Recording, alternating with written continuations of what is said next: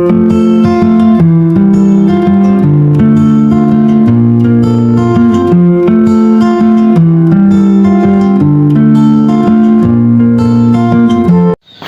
day mga kabady.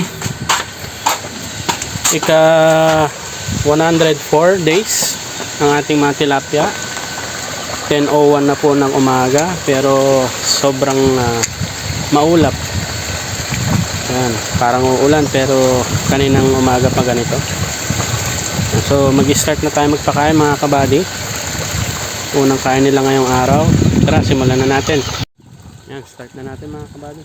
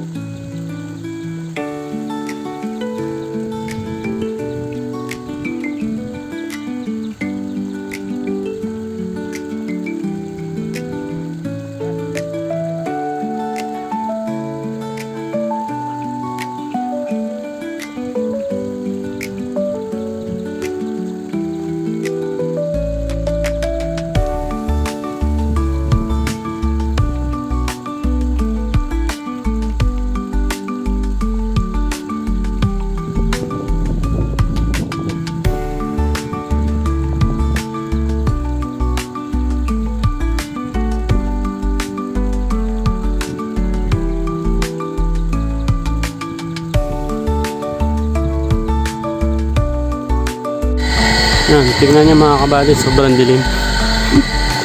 Sobrang itim ng ulap pero hindi naman maulap. Kanina umaga pa ganyan.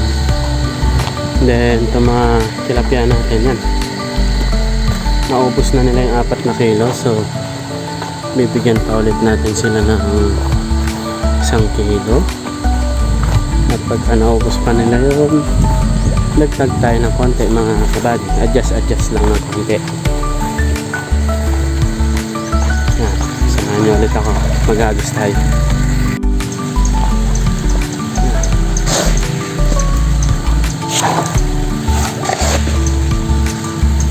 Dito na lang sa gitna natin nahagis lahat mga kabady. Gawa ng mahangin na naman. Baka maanod lang ulit sa sulok tapos ayaw na lang kainin. Yan, ganyan. Hindi sila masyado makita gawa ng madilim kasi nga sobrang maulap.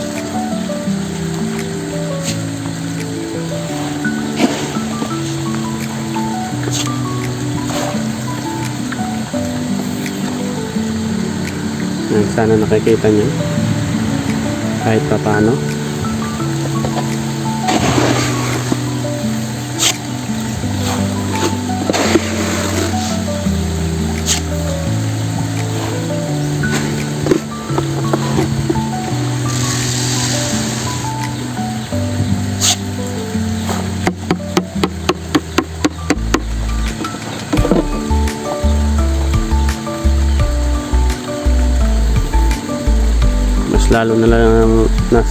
Mas lalo na silang lumakas kumain mga kabady.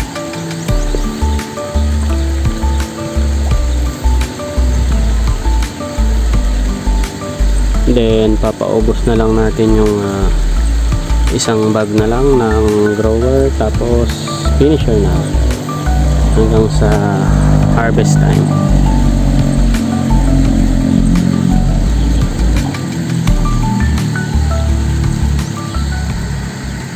Update mga kabady, quarter to 3 na. Yan. So pangalawang kain nila ngayong araw. Bibigyan na natin sila mga kabady. Kanina medyo pumapatak-patak yung ulan pero nawawala din. Siguro gawa ng mahangin kasi sa ibang lugar umuulan pero dito wala. Tignan nyo mga kabady. Yan, bali ganyan lang siya maghapon.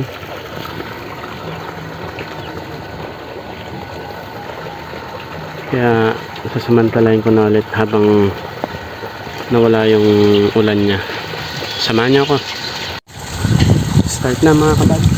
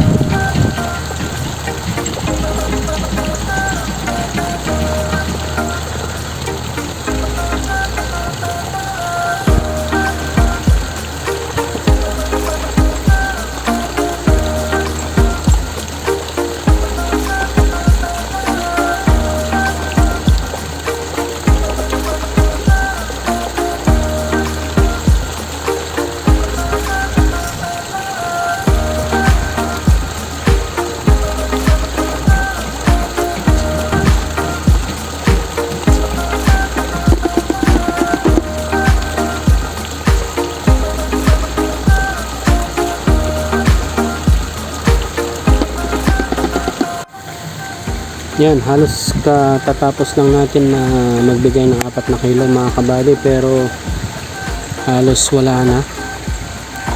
Yan, kung makikita nyo, wala na, clear na. Doon konting-konti na lang. So, pumunta pala doon sa kabila yung mga floating pellets mga kabady. Hinangin na naman. Yan, so hintayin muna natin ng saglit. Tapos tsaka natin ibibigay yung karagdagan na 1 kilo. Yan, so mamaya ulit mga kabady. Yan, so ubos na nila mga kabady. Hahagisan na natin ulit.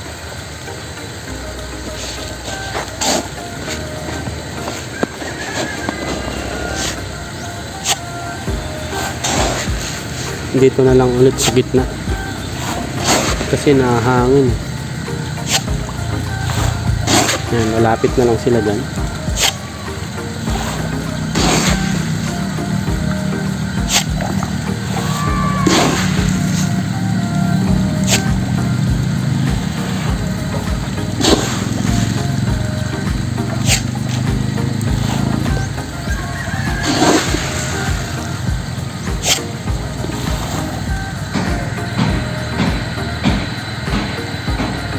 Kita nyo ba sila?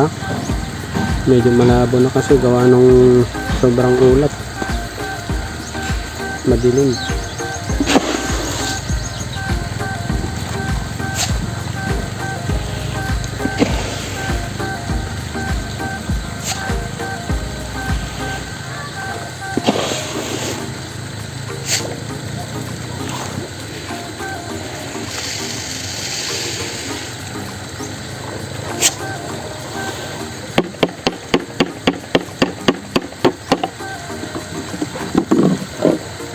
Yan, binigay ko na lahat mga kabady.